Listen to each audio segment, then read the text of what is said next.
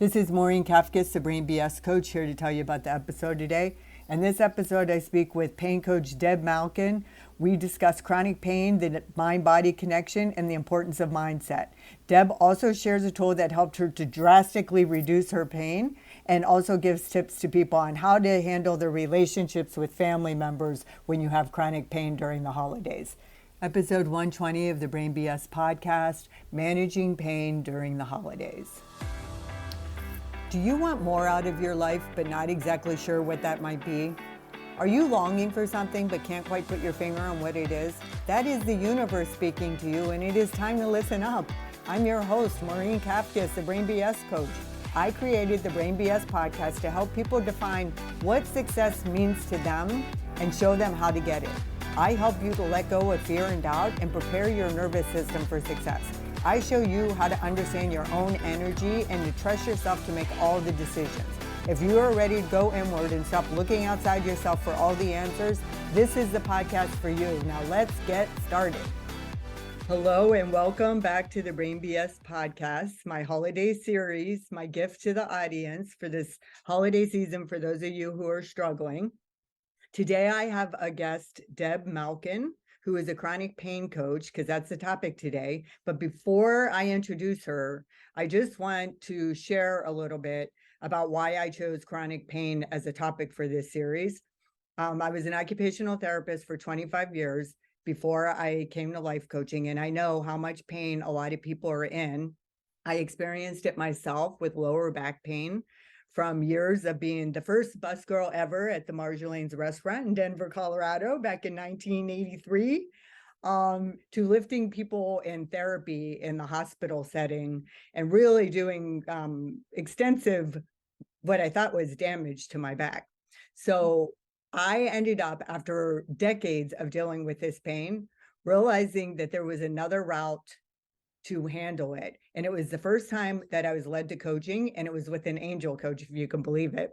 I share that because now I'm going to let Deb come on and introduce herself, and she's going to share her story, and we're going to talk a little bit about the mind-body connection.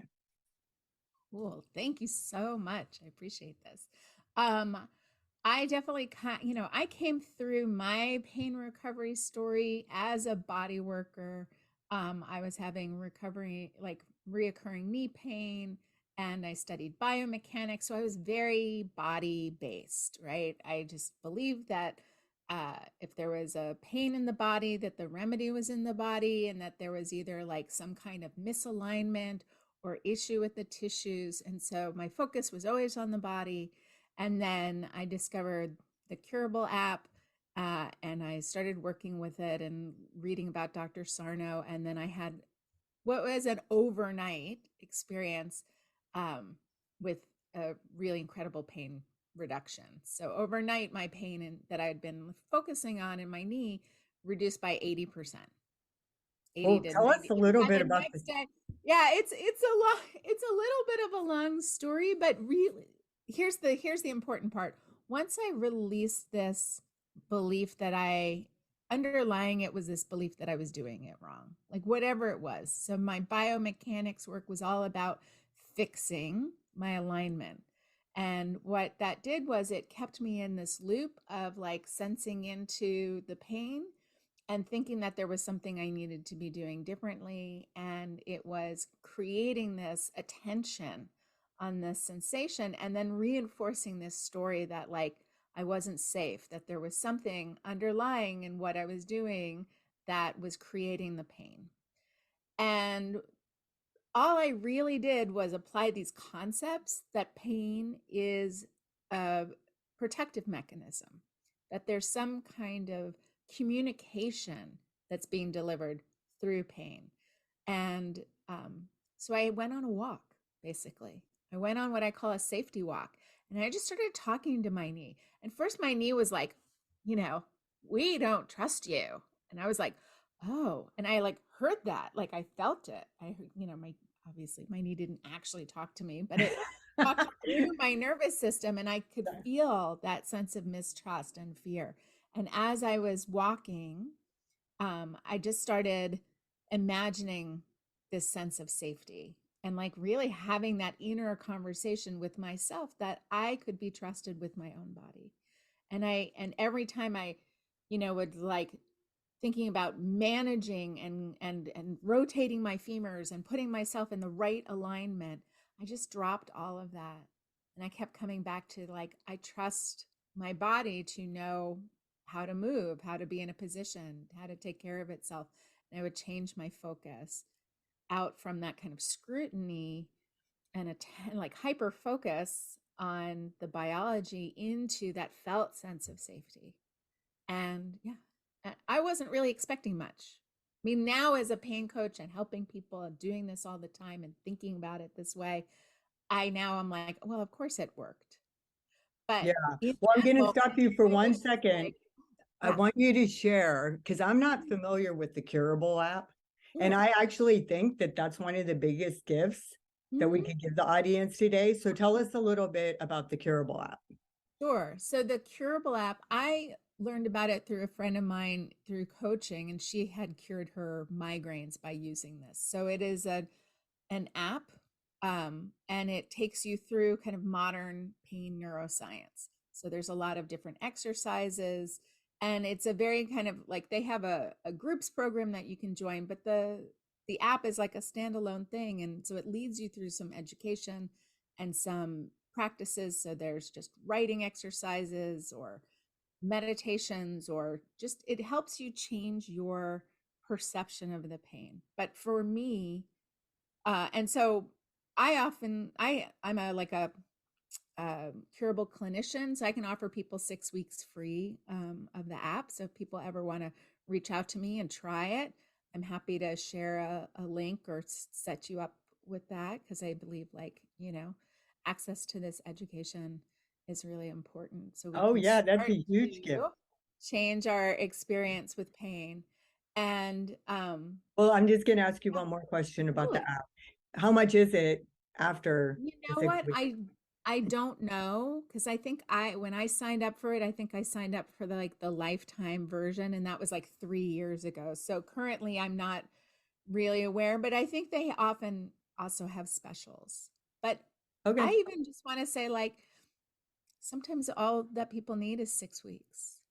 And there's lots of there's a Facebook community around curable. So there's lots of different ways to access this information. There's a great book by Alan Gordon, who's a pain psychologist, called The Way Out. So there's a lot of kind of, and there's a digital health company that I am a coach for called Lynn Health, and that does kind of pair people with coaches for pain coaching. So there's a kind of a universe now of people working in kind of the brain first. That's kind of what we're calling this mind body work, using learning and reassessing sensory experiences and this kind of brain first approach. So there's a kind of a whole universe, and there's a lot of different ways to engage in it, and curable was my kind of first entree. And the thing that I was surprised about was that, yeah, as I kept doing it throughout the day, my pain went down. And then when I woke up the next morning, it was really changed.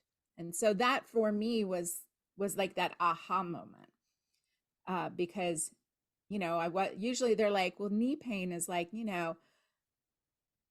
a natural part of aging, right? So you're getting older, and I'm like a bigger person, but what happened overnight is like I didn't lose any weight overnight, miraculously, and I didn't get any younger. So why did my pain change? Right? Yeah, And well, okay, so I can tell you why your pain changed, and too, right? It's yeah. because there's clean pain and then there's dirty pain. The clean Mm, pain is whatever issues are going on physically in your body. The yeah. dirty pain is all the judgments and all the fears about what it's going to mean in the future. Like when I had low back pain, all I thought Mhm. about was, what am I going to be like when I'm 70? What am I Yep. going to be like if I live to 80? And I was so worried, and there's so much fear that comes around the pain. So when you Mhm. let go of that fear and you just accept, it's like, and I love the idea too that you said pain is a message from your body to Yeah. pay attention. Mhm. Because I just yesterday, my low back pain's fine now, but now it's in my shoulders and neck. And I Uh-huh. literally just said, I'm sorry to my neck yesterday because I spent too much time on my laptop. And I meant it from the bottom of my heart. I was like, Yeah. really sorry for my We neck that I didn't take care of it. But this self-love and self-care is a really important piece Mhm. of managing pain. Yeah, and we get a lot of messages about like the right way to take care of our bodies. And so when we are often like when we're feeling pain, it's normal to one, not want to feel pain and seek out a remedy for it. And so sometimes those remedies lead us down these paths that actually reinforce that fear, catastrophizing and controlling in this very like limited medicalized view. And of course, people should go get things checked out, right? So when we're talking about kind of that mind body connection, we want to make sure that there are not active infections and, broken bones and Right. tumors and things, right? So it's like when we get all of that cleared out, we put that aside. And even if you have that, then, there's always something, there's always some kind of communication between our mind and our body and like getting to know what our inner conversation is about. And so I love that you were talking about fear, noticing that, when you were experiencing back pain, you're probably very far from being 70, especially at that point. Yes, But boy, yes. were you thinking Oh no. about that time, right? Yeah, So yeah, so it's yeah. it's like where we place our attention, and kind of like the quality of it starts to reinforce this idea of like what we're experiencing. So with pain reprocessing or mind body work, we often want to look at fear as like one of the main symptoms that we're trying to work with or alleviate. And everybody experiences fear differently. Yeah. And it's kind of like you have to develop uh it's so weird. We live in these bodies, but we rarely listen to them. Yeah. We just push through and we do things, and we just really have to develop a loving and respectful Mhm. relationship with our body and the pain. Like work together to try to figure out how to get through this and don't be so frozen. I remember the first time I kept stopping and you said you went walking. I Mhm. kept stopping because I was so afraid that I was going to make it worse. Right. And I did that for so long. And then Mhm. all of a sudden, after I started doing angel therapy and all these different things, Yeah. the one day I was like, "Oh, what if I just push through it? What if Yeah. I just push through it? I wonder what will happen." And that was the Mhm. beginning of me not Mm. having any low back pain now. And that went on and on forever. Yeah. And when I do work in this field, I see people who've had fibromyalgia for 20 years, like one of my colleagues. Like I see people change their pain no matter how long they've had it. And so for me, that really just opens me up. It's like, I don't know what's possible for people to heal, like in a good way. Like I Yeah. just feel that sense of possibility. It's just like, why wouldn't somebody heal once they start to experience their physiology, their body stuff in a new way, kind of opening and I'm very like neuroscience based. I'm very like sciencey geek nerd, kind of like thinking about it this way. So I often think about kind of like neural pathways and neural loops and synaptic sensitivity. Like those are the analogies that get me rolling, which, doesn't necessarily make them truer than angels, right? It's like there's Yeah. so many different ways that we can create this sense of safety, empowerment, listening, like that deep, respectful, loving listening, not having a punishing attitude towards our body. And um it makes sense. We don't come with owner's manuals. We can live our entire lives. We don't have to have any conscious effort mostly to stay alive. Well, we need to eat food, we need to sleep, we need to do a few things, but like our heart beats without our conscious effort, you know, our blood flows without our conscious effort, we breathe without our conscious effort. Can you imagine if every time you needed to breathe, you had to remember to breathe? Like, I don't remember where my car keys are, right? So it's like our bodies operate just fine without our consciousness. And so sometimes we're like, how can we be more in sync and really see our bodies as these like kind of places of healing and resiliency and strength, and then like really get curious and maybe even a little like skeptical of our conscious mind. Be like, why are you telling that story? That I'm going to be like, you know, not able to do all the things, not able to enjoy the holidays, like, to bring it back to this idea Yeah, bringing it back to of the holidays. holiday things. It's like, what are you worried about? Well, when we look at what we're worried about from a little bit of a distance and curiosity, we can actually, that's almost like a map to what it is we want more of and what it is that we want less of, and where we think our body is going to be on our team, and where we think, our body is going to interrupt things.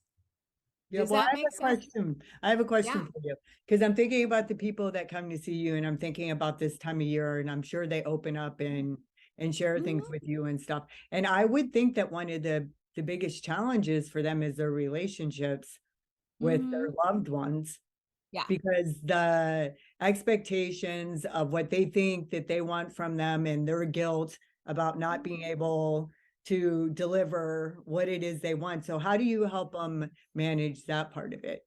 I mean, my work, like I always I like to work on a meta level where we're always able to see ourselves with the most loving eyes.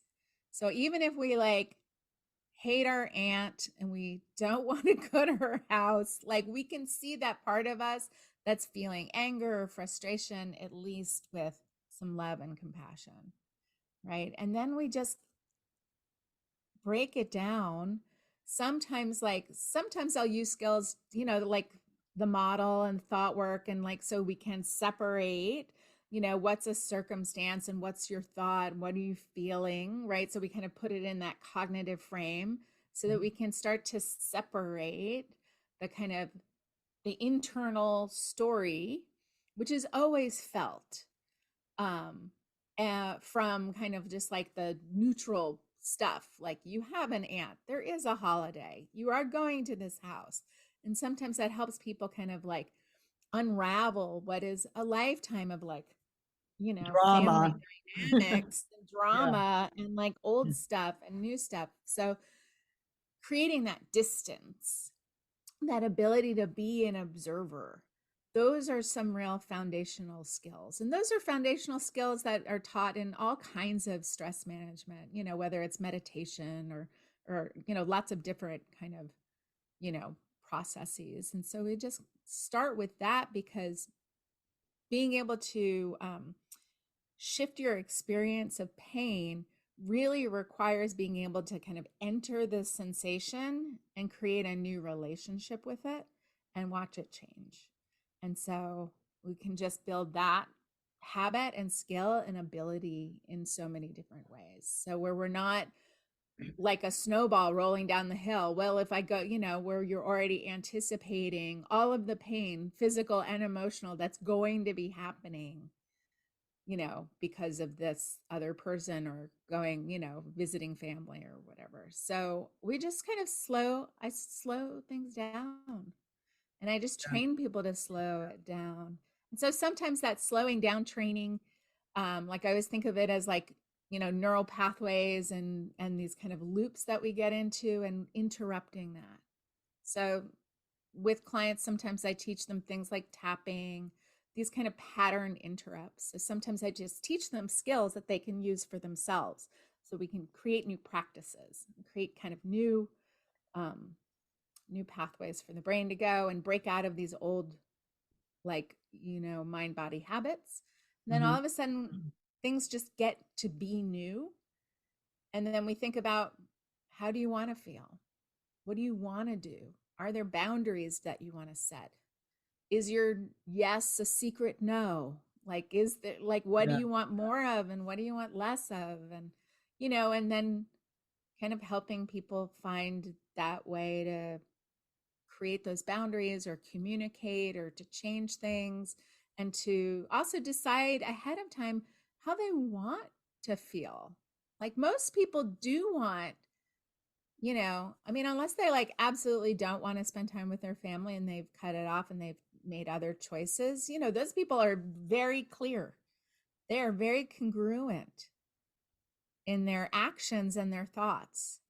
So it's like everybody else who's like, they want some of it and they don't want other parts of Yeah. it. When you're 1 foot in, 1 foot out, it's like Yeah. cognitive dissonance. All right. Mm-hmm. Well, you brought up so many valuable things, and we're nearing the end of our time here. I mean, we could Okay. talk about this topic We forever, can talk right? about this forever. Yeah, and I'll have you back on to talk about it for sure. Okay.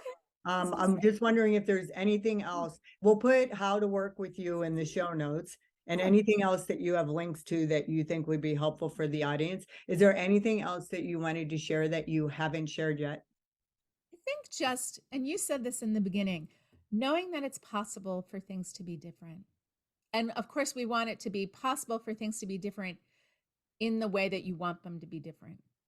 And so, really, just holding that belief. And sometimes that is just asking yourself that question: what would I like more of? Right? Like noticing how you're feeling when you're not feeling well, just creating that pause and be like, what would I like to feel right now?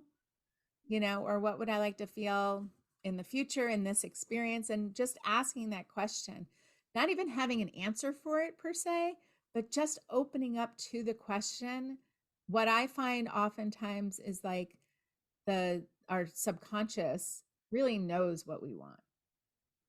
And we often just need to create that inner conversation and develop that. So those, that's my tip. I never have those like do this and don't do that kind of tip. Oh Because no, your everything's tips are great. They're awesome. so different and unique. But and then here's my other part, which is celebrate all the wins. Celebrate every moment where you were feeling congruent, where you set a boundary, where you said no when you wanted to say no, and you said yes when you wanted to say yes. If you need like sitting in a chair at dinner and then you're like, you know what, I'm going to be more comfortable on the couch right now for a little bit, or I want to get up and walk around. Like every time you say yes to yourself in that way, like that deserves celebrating. And I find like people get more of what they celebrate. And so in that process, just saying yes to yourself in these kind of complex family situations can be really, really helpful. And it can be really small things that Yes, make a I love difference. that. That's a perfect way to end the podcast. Thanks for being here. You're so welcome. Thank you so much for having me on. And also just for wanting to, share and help people feel better. I think that is really important. Oh, that's what we're all about at the Brain BS podcast. All right, audience, I know you learned something valuable here today. See you next episode. Thanks for being here and learning about Brain BS. I hope you enjoyed listening to the episode as much as I enjoyed creating it for you. If you did, please take a little time to do a quick review, give me 5 stars, and share it with everyone you know. If you're actually interested in being on the podcast yourself or have questions about it, you can find me in the Brain BS podcast community on Facebook. See you next time.